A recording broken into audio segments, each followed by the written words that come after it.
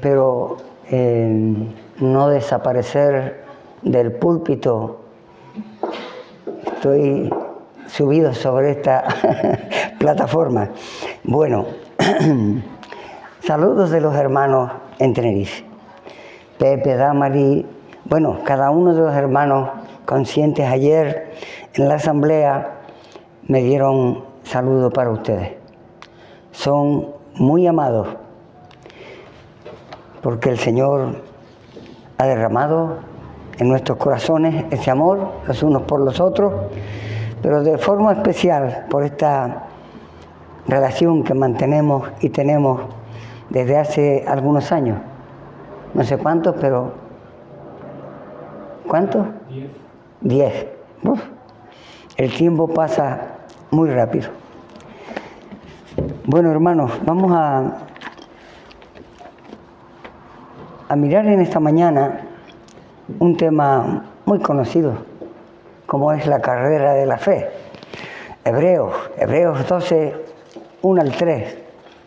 Vamos a buscar Hebreos 12, 1 al 3.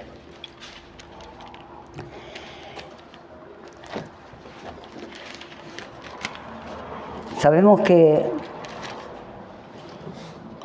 la vida cristiana se ha comparado con muchas cosas, pero una de las imágenes más poderosas de las Escrituras es la de la carrera, una carrera.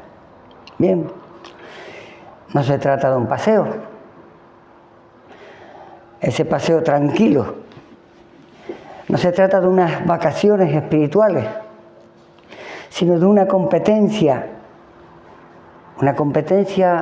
de resistencia. Y el autor de Hebreos escribió a creyentes en plena situación de dificultad, creyentes cansados, creyentes perseguidos. Cuando nosotros leemos en el capítulo 10, los versículos 32 al 34, vemos esta realidad que vivían estos hermanos. Dice el autor de Hebreos: pero traed a la memoria los días pasados en los cuales, después de haber sido iluminados, sostuvisteis gran combate de padecimientos. Por una parte, ciertamente, con vituperios y tribulaciones fuisteis hecho espectáculo, y por otra parte, llegasteis a ser compañeros de los que estaban en una situación semejante. Porque de los presos también os acordasteis, y el despojo de vuestros bienes sufristeis con gozo. El autor pinta el cuadro de un gran estadio con corredores en plena marcha. Y así comienza nuestro pasaje de Hebreos 12, 1 al 3, animándonos a correr esa carrera que tenemos por delante. Versículo 1. Este llamado implica esfuerzo, disciplina, perseverancia, tal como cualquier atleta. De esta forma se entrena, se exige, con el fin de llegar a la meta. De hecho, la palabra griega carrera, aquí usada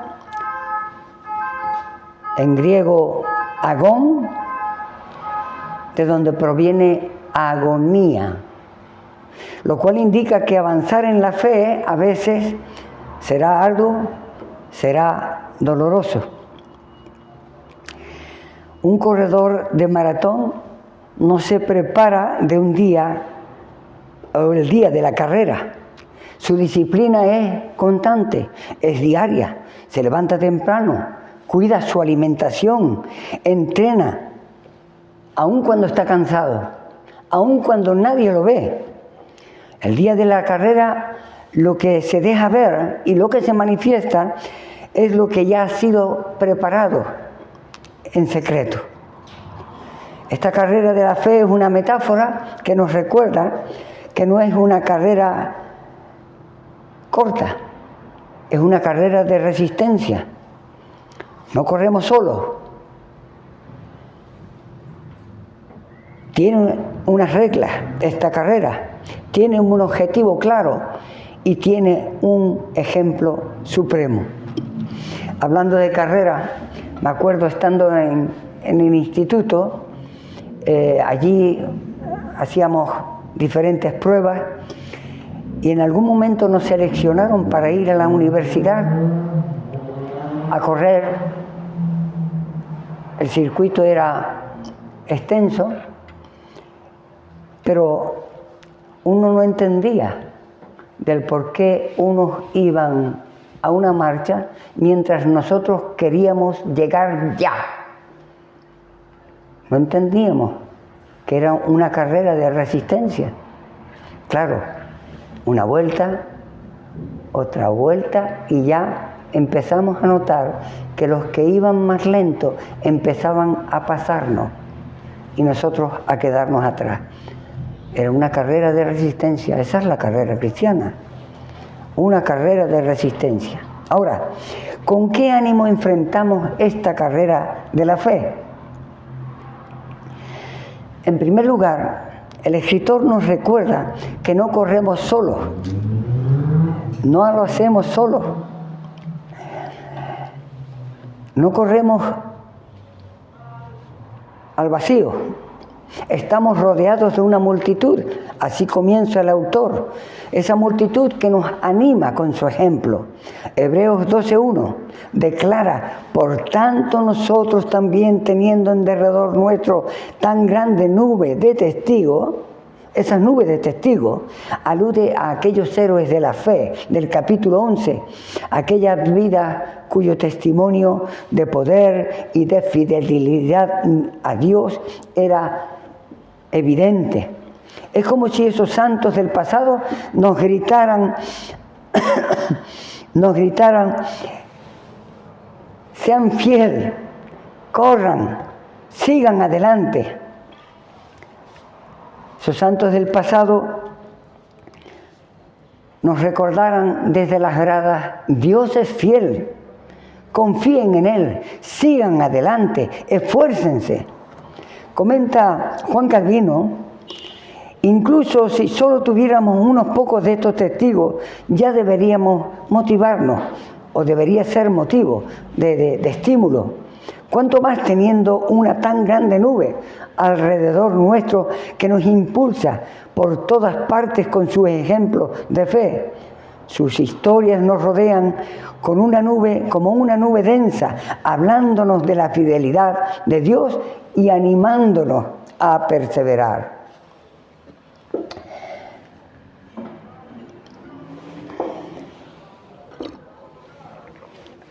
Pero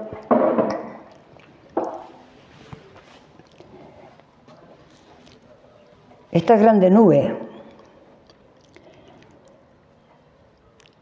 en segundo lugar, el pasaje nos enseña la clave para correr bien. La clave para correr bien es fijar nuestros ojos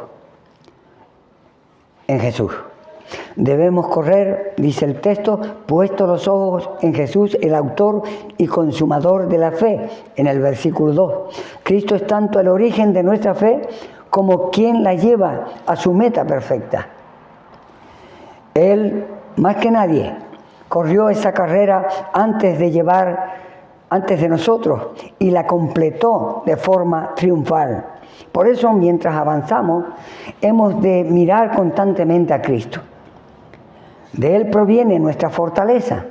Spurgeon decía o observó que el Espíritu Santo procura volver nuestra mirada fuera de nosotros mismos y volverla hacia Jesús, porque Él, no en nosotros, hallamos todo lo necesario para perseverar. Si quitamos la vista de Cristo, dice Spurgeon, tropezaremos, pero si la fijamos en Él, el autor y consumador de nuestra fe, nos preservará seguro contra el desaliento. El desaliento es algo muy malo en la carrera. Finalmente, Hebreos 12:3 ofrece un aliento especial. Considerad aquel que sufrió tal contradicción de pecadores contra sí mismo para que vuestro ánimo no se canse hasta desmayar. Se nos exhorta a considerar a Cristo, especialmente cuando sufrió a manos de pecadores, para que no nos rindamos.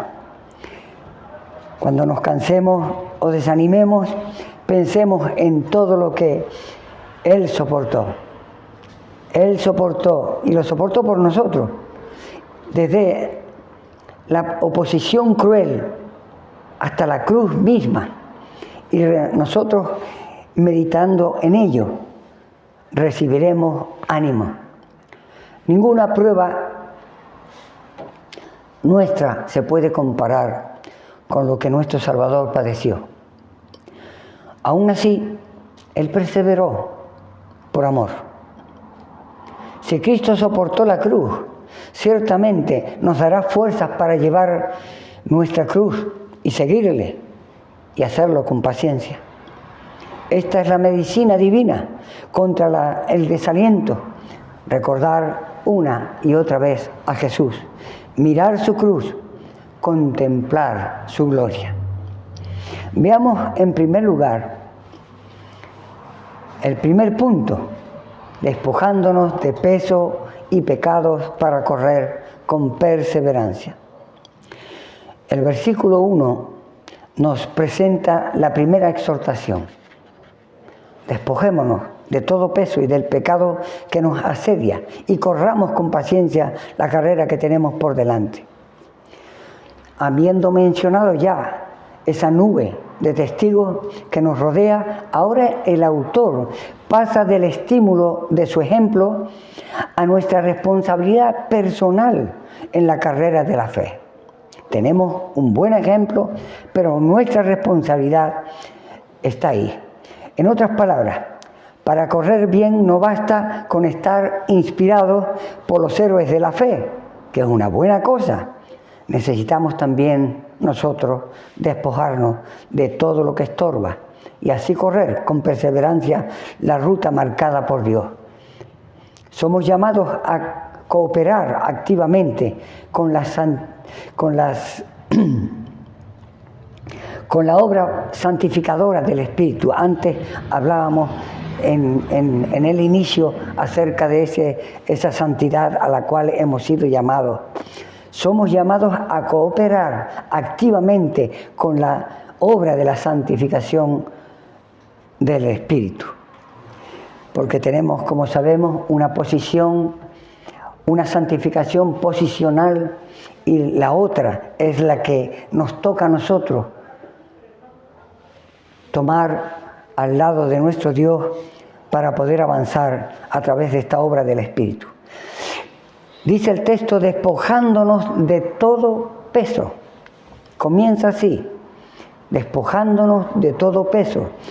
En las competiciones atléticas antiguas, los corredores se despojaban de toda vestimenta pesada o innecesaria para correr de forma más ligera. Eso es lo que percibimos hoy en los corredores.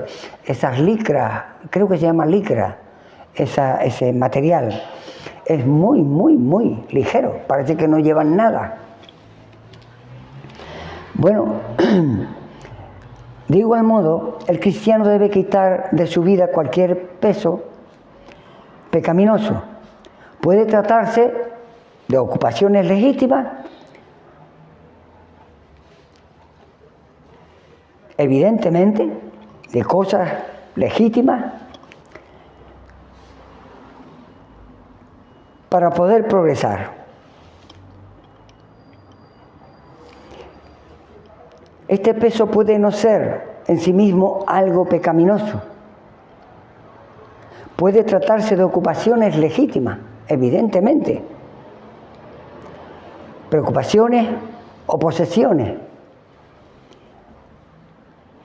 Esto realmente es digno de considerar, porque sin darnos cuenta, aquellas cosas que son legítimas se pueden volver un lastre, que nos atrapan Matthew Henry señaló que la preocupación excesiva por esta vida presente es un peso muerto para el alma que arrastra hacia abajo cuando debería ascender.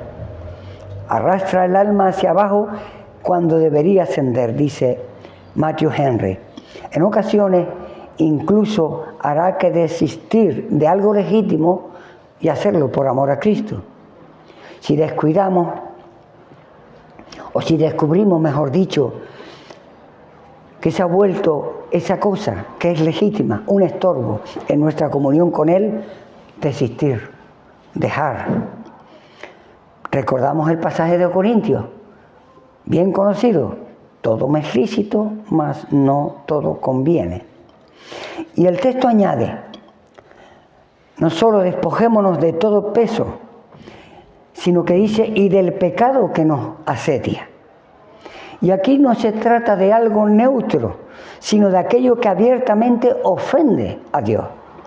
Debemos despojarnos no solo de pesos en general, sino especialmente del pecado. Ese enemigo interno que nos enreda los pies en la carrera, que nos estorba, que nos hace tropezar. Ese pecado que nos asedia es aquel al cual uno es particularmente vulnerable. Cada uno conoce lo suyo, ¿no? Para los hebreos podrían haber sido la incredulidad. Ese era un problema, un pecado que les impedía avanzar, les llevaba y les tentaba a retroceder.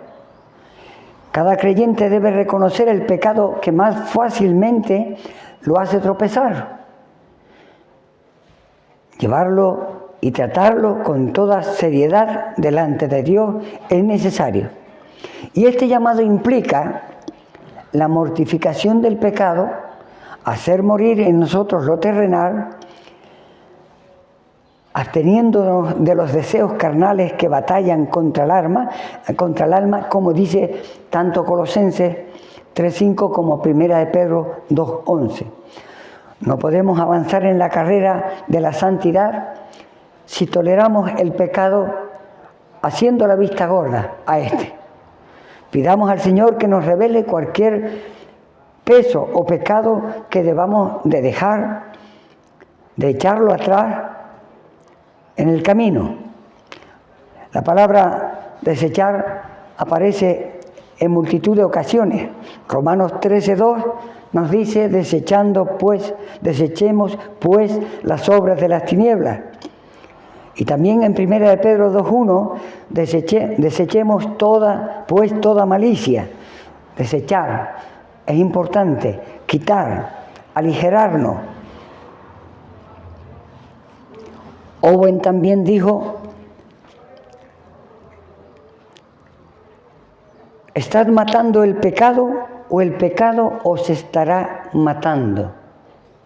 Interesante esta frase de John Owen, porque la comunión con Dios se debilita cuando el pecado no es tratado con seriedad. Palabras de John Owen. Pero sigue el pasaje diciendo: corriendo con paciencia, o sea, despojándonos de todo peso y del pecado, ese pecado que nos asedia, y dice: corriendo con paciencia la carrera. O sea que después de desechar lo que nos estorba, se nos llama a correr con paciencia. Y la palabra paciencia aquí denota perseverancia, denota aguante, denota resistencia, persistencia. La carrera de la fe no es un sprint de 100 metros. Muchos piensan que es un sprint de 100 metros. Algunos piensan que están corriendo esta carrera de la fe y no lo están haciendo. Se han quedado atrás. No es un asunto de un sprint de 100 metros, sino de una maratón que dura toda la vida. Por eso requiere permanecer constantemente corriendo. Correr indica esfuerzo activo. El cristiano no avanza por inercia y se deja llevar por la corriente. Por el contrario, prosigue y lo hace deliberadamente hacia la meta que Dios ha puesto por delante. Como bien señaló Arthur Pym, este hermano escritor, él dice, convertirnos a Cristo no es la meta final, sino, él dice, apenas la línea de partida de esta carrera. Es el inicio, todavía falta. No debemos extrañarnos de que el camino sea largo y a veces difícil, muy difícil. Hemos de avanzar día tras día, confiando en la gracia de Dios para poder perseverar. Ya el apóstol Pablo, acercándose al fin de su vida, pudo decir con satisfacción, con una boca llena, he peleado la buena batalla, he acabado la carrera, he guardado la fe. Segunda de Timoteo 4:7. Esa debería ser también nuestra aspiración, terminar nuestra carrera fielmente, habiendo guardado la fe hasta el final. Debemos recordar que la carrera que tenemos por delante es la que Dios mismo ha dispuesto para que cada uno de nosotros podamos llevarla a cabo. Él la ha dispuesto, Él marca el curso y Él nos acompaña en el trayecto. O sea que Dios determina el recorrido, Dios mide las pruebas y Dios establece el ritmo que debemos seguir. Por tanto, no podemos correr con paciencia.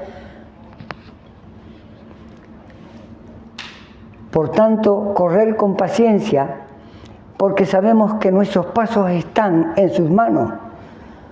Podemos correr así, de esta manera. Aunque la carrera es demandante, es exigente, no corremos en nuestras propias fuerzas, sino en las de Dios. Él, por medio de su Espíritu, infunde en nosotros las energías para perseverar. No somos en nuestras fuerzas capaces, sino en sus fuerzas es que podemos perseverar. Hebreos 12:1 nos anima a correr con paciencia porque la meta gloriosa vale todo sacrificio en el camino. En síntesis, este versículo inicial nos llama a la acción decisiva, despojarnos de todo lo que pesa, de correr con perseverancia. Ahora, debemos preguntarnos, ¿qué pesos innecesarios estoy cargando en mi vida? ¿Qué pecados estoy tolerando que me impiden avanzar espiritualmente? Necesitamos arrojar esos estorbos a los pies de Cristo. Necesitamos hacerlo. Poner nuestros ojos en la meta. Esos estorbos deben ser traídos a los pies de Cristo. Nuestra mirada puesta en la meta, decididos a no rendirnos, a sudar la gota gorda. Porque si otros creyentes antes que nosotros corrieron y de la forma que lo hicieron, esa grande nube de testigos, y terminaron victoriosos en esa carrera por la fe, entonces nosotros igualmente, apoyados en la misma gracia de Dios, también podemos correr y no quedarnos postrados en el camino. Recordando estas palabras estimulantes de Filipenses 1:6, estando persuadidos de esto, que el que comenzó en vosotros la buena obra la perfeccionará hasta el día de Jesucristo. Mateo 24:13, mas el que persevere hasta el fin, éste será salvo. Estos textos y estas palabras nos incentiven en ello. Pero veamos en segundo lugar, puesto los ojos en Jesús, nuestro supremo ejemplo y consumador.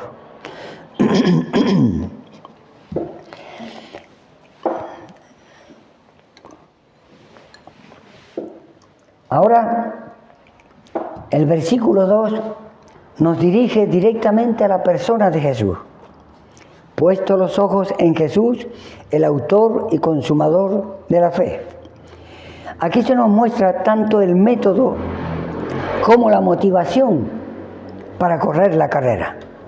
Debemos fijar la mirada de nuestra alma en el Señor Jesucristo. Él es llamado autor y consumador de la fe, es decir, el que inicia y el que perfecciona nuestra fe. Fue su obra redentora que abrió el camino de la fe y es su Espíritu quien engendra esa fe en nuestros corazones. Y será Él quien lleve esa fe a su plena madurez y hacia la victoria final a la cual hemos sido llamados. En otras palabras, Cristo no solo dio ejemplo perfecto de una vida de fe, sino que es también el objeto de nuestra fe y quien la sostiene y lo hace desde principio a fin. Segunda de Corintios 3:18. Segunda de Corintios 3:18.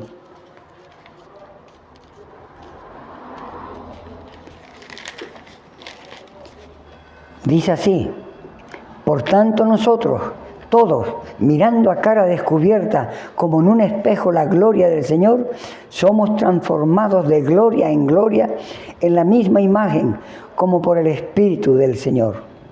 Poner los ojos en Jesús implica que Él sea nuestro enfoque, un enfoque constante y confiado. Corremos con la vista fija en quién es Él y lo que Él ha hecho por nosotros. Como predicó Spurgeon, él decía, mirar a Jesús significa vida, significa luz, guía, ánimo, gozo. Nunca dejemos de contemplarle a Él, que siempre vela por nosotros. Fin de la cita de nuestro hermano Spurgeon. En Cristo nosotros encontramos todo lo que nuestra alma necesita para la carrera. Si apartamos nuestra mirada de Él, nos desviamos.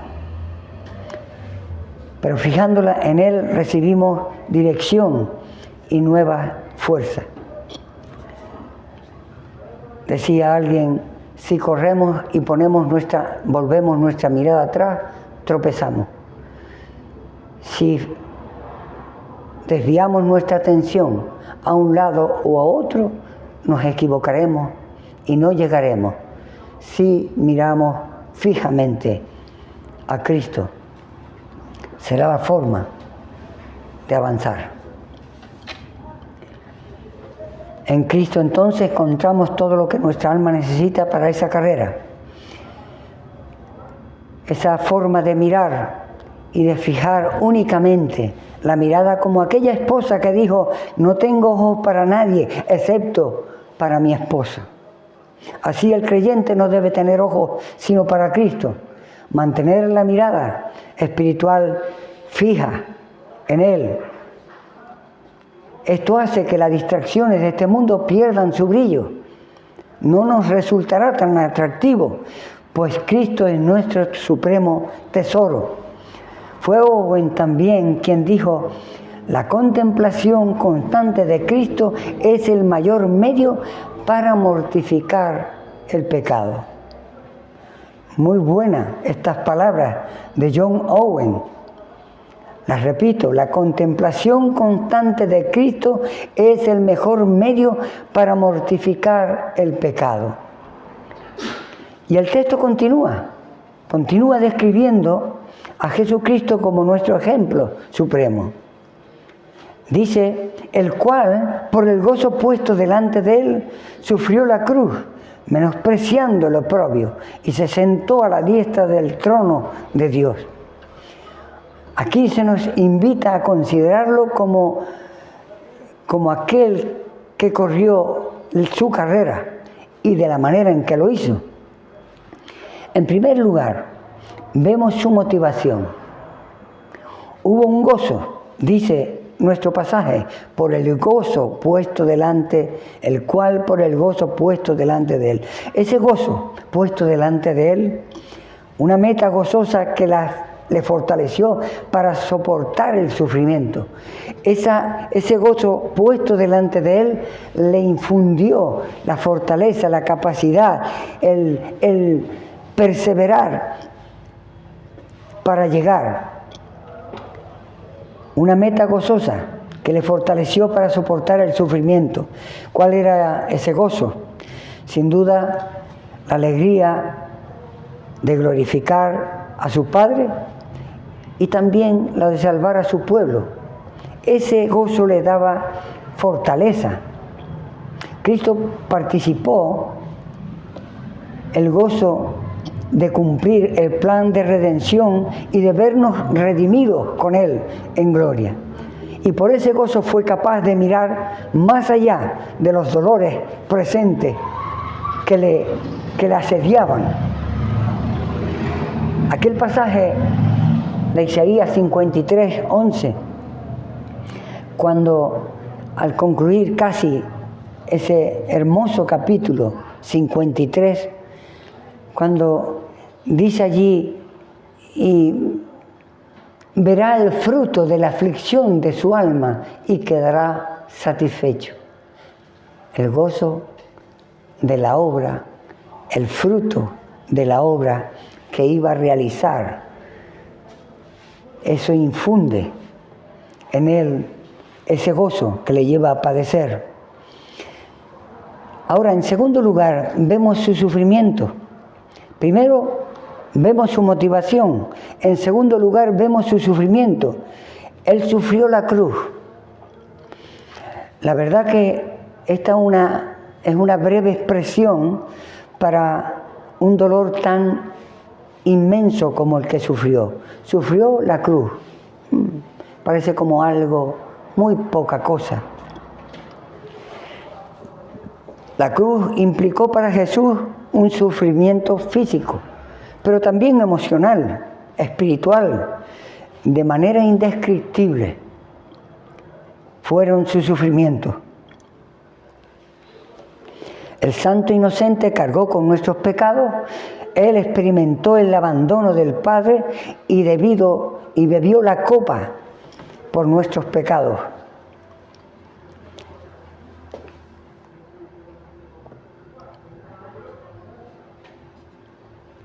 Esa copa de la ira de Dios, que fue terrible. No nos podemos hacer ni idea.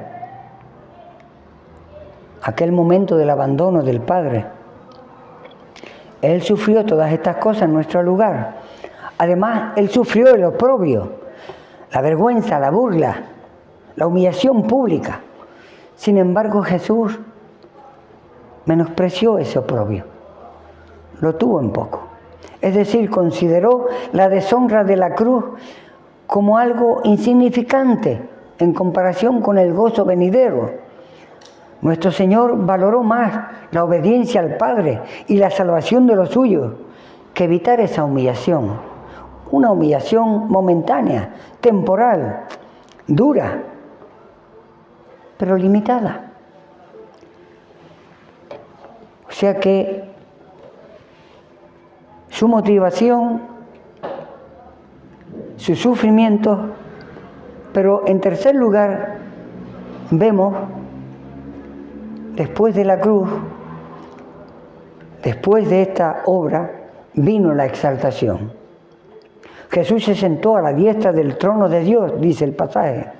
Tras su resurrección, asciende a los cielos y ahora está entronizado a la diestra del Padre, en ese lugar de máximo honor y de autoridad. Y allí realiza esa obra hermosa de la intercesión, una intercesión por nosotros.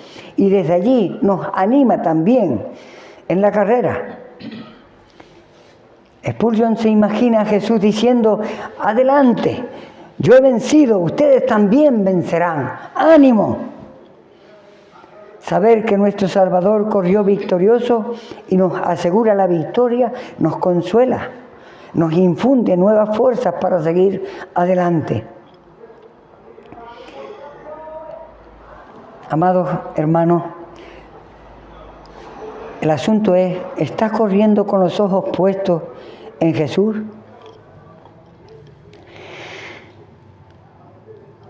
En la práctica esto significa nutrirte de su palabra, buscarle en oración, recordarte cada día el Evangelio. Debemos decirnos a nosotros mismos, mira a Jesús. Cada vez que el desánimo o la distracción amenacen nuestra carrera, tendremos que recordarnos y decirnos a nosotros mismos, mira a Jesús. Con los ojos en Cristo, las dificultades sabemos que se ven en su debida perspectiva, porque cuando no ponemos nuestra mirada, las perspectivas cambian, y mucho, y mucho.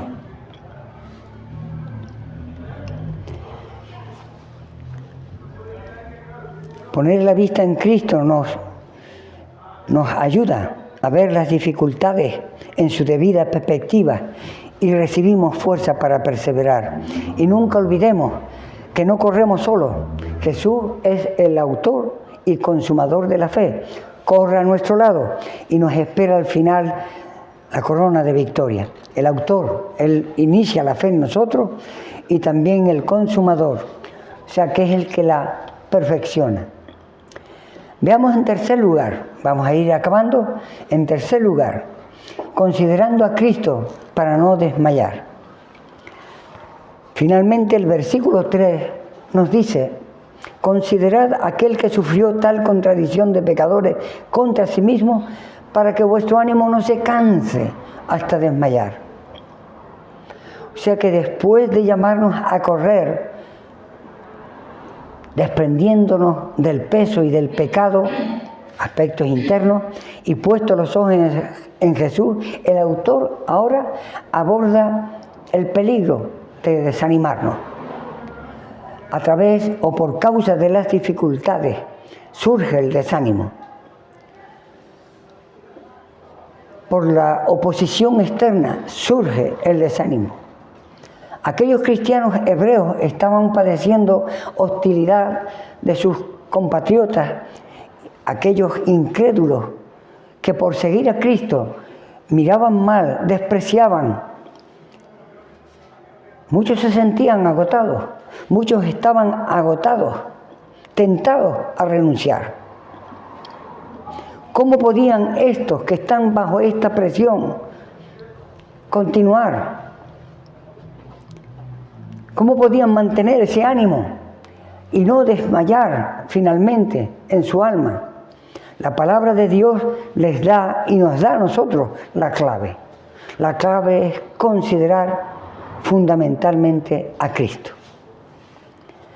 Considerando a Cristo de esta manera y su perseverancia bajo la peor oposición que Él vivió y sufrió, esto nos ayuda para no desmayar, para continuar, para no desanimarnos.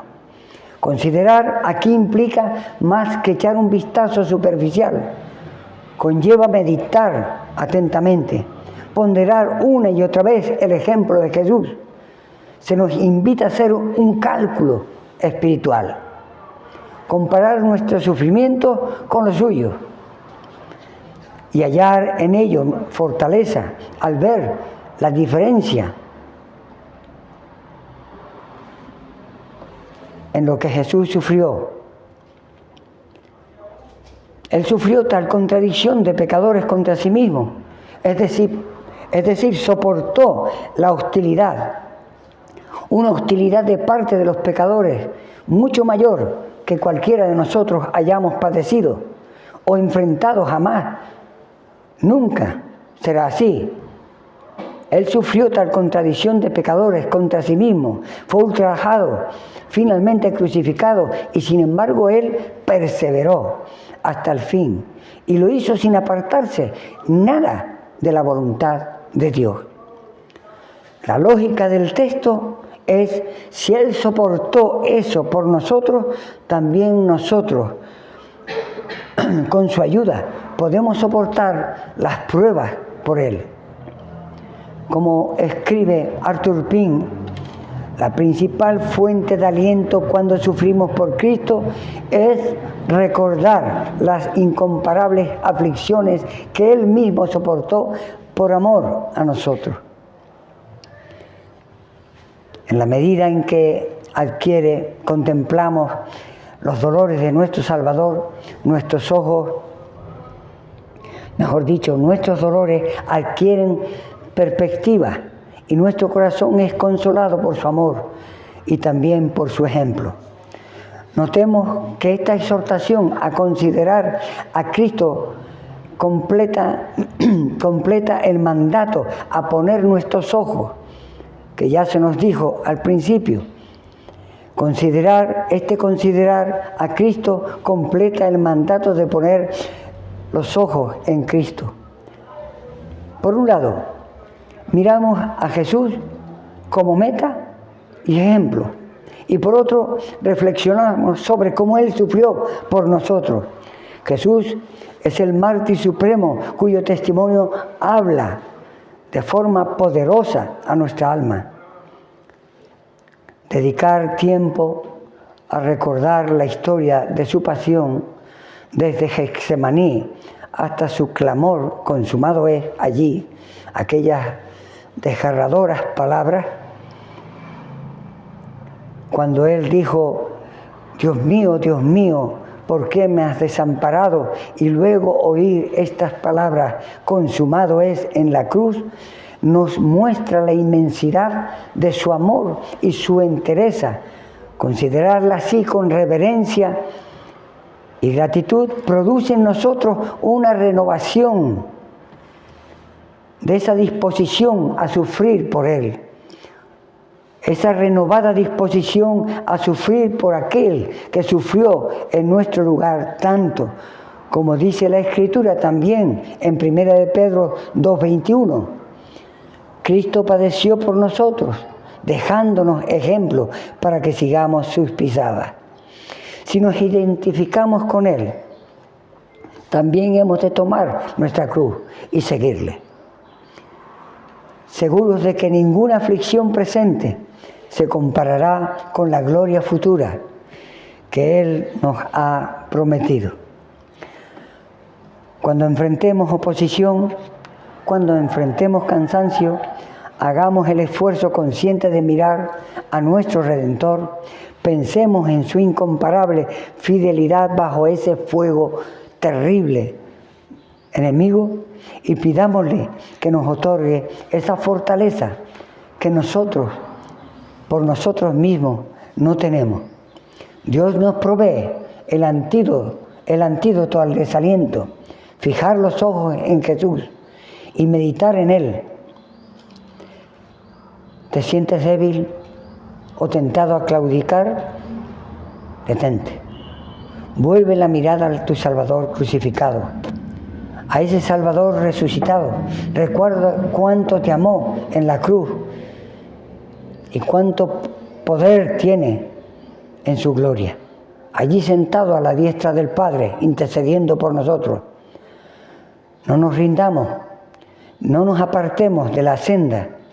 Tenemos que fijar nuestros ojos en Jesús y considerar todo lo que Él hizo por nosotros. Ningún precio es demasiado alto. Por aquel que entregó todo en la cruz por amor a nosotros. John Flowell decía,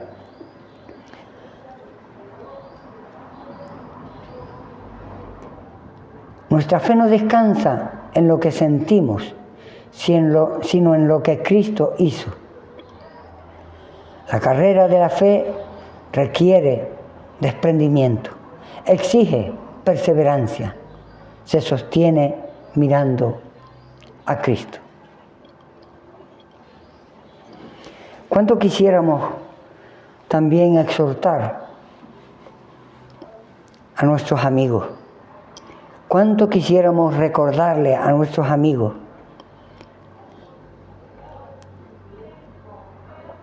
la necesidad de mirar a Cristo. Mirar a Cristo nos ayuda a los creyentes a perseverar, a fortalecernos. Pero cuán diferente es la mirada de aquel que no teniendo un Salvador, mira a Cristo. Cuán diferente es esta mirada. Una mirada que tiene unas repercusiones bárbaras. Cómo transforma, cómo da sentido a la existencia, cómo consuela saber que se es tomado por aquel que venció la muerte y resucitó.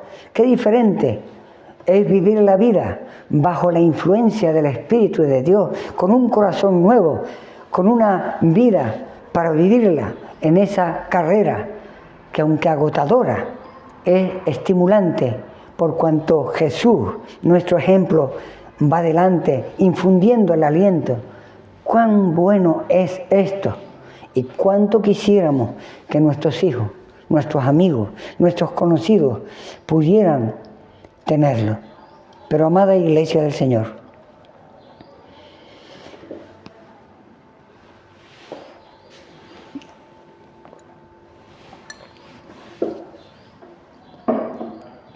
después de escuchar la exhortación de Hebreos 12, nosotros somos recordados de que la vida cristiana es una carrera que se corre mirando a Cristo, como hemos dicho, despojándonos del pecado, perseverando con paciencia, pero el Señor en su gracia no solo nos exhorta con su palabra, también nos sostiene con medios visibles de gracia, como es el pan y el vino de la cena.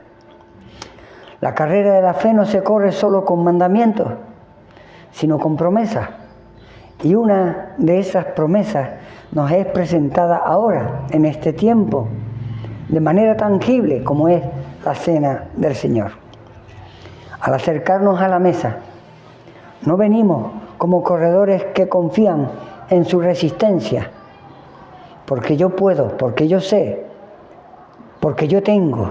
No, sino como pecadores redimidos que confían en aquel que ya corrió por nosotros, que soportó la cruz, que menospreció lo oprobio y que ahora está sentado a la diestra del trono de Dios, aquí en la cena.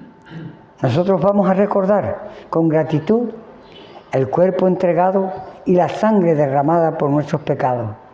Aquí en la cena venimos en arrepentimiento, reconociendo los pecados y los pesos que nos han estorbado en esta carrera que estamos corriendo, confesando nuestros pecados, reconociendo que hemos tomado pesos que nos han impedido. Pero también aquí en la cena vamos a participar y lo vamos a hacer con esperanza, proclamando que esta carrera tiene un final realmente glorioso. Porque Cristo vendrá otra vez. Porque eso es lo que recordamos al tomar este pan y este vino. La mesa del Señor no es una pausa santa de la carrera, no para detenernos, sino para ser fortalecidos, para ser renovados, para ser enviados nuevamente a correr con perseverancia hasta ese día, que la fe ya pase a ser vista en la presencia del Señor. Así que, hermanos, examinemos nuestros corazones, fijémonos una vez más con nuestros ojos en Jesús y acerquémonos con reverencia y fe, clamando y proclamando la muerte del Señor hasta que Él venga. Vamos a participar de esta mesa. Recordemos, no estamos solos en esta carrera. Que el Señor nos asista en este tiempo de participar en la participación de esta cena del Señor. Oramos.